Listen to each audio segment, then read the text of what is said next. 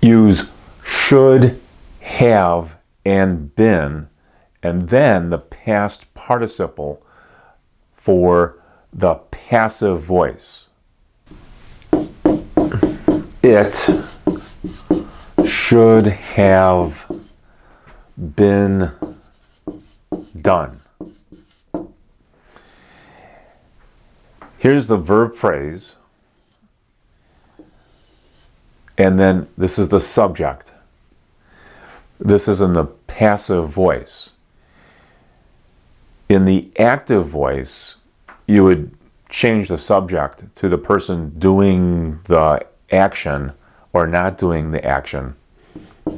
He should have done, and then the subject here can go here.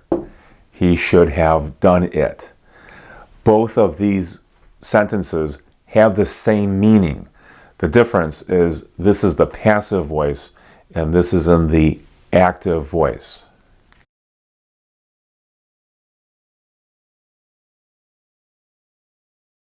Someone should have called you. Here's the main verb, and this can be put into the passive voice. We'll put the subject first. It'll be you. You should have been called. Remember that in the passive voice, you have to have some form of the verb be, which is right here, and then the past participle, which is right here. Notice that in both versions of this, you're still using should have. The passive voice is useful when you don't want to say who is doing the action. So in this example, he should have been fired. This is in the passive voice. The subject here is not doing the action. Someone else is doing this.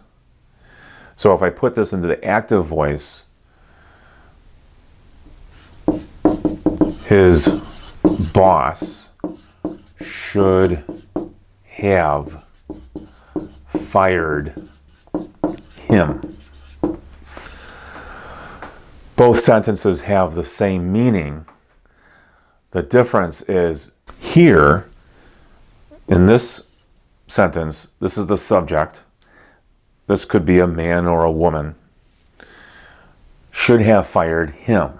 So this person is the same as this person represented by that pronoun. My car, this would be the subject, should have been fixed. And then I'll put a time expression by now. My car should have been fixed by now. Who is doing the work? We don't know in this case. It's not stated. To change that, I can put a person here, or I can put the name of a garage or a company. I'll use the mechanic should have fixed, and then this will go into the position here. This is now the object.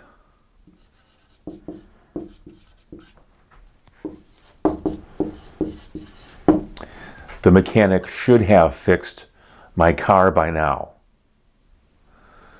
Or, my car should have been fixed by now. A lot of people will use this one because they might not know who exactly is doing the work.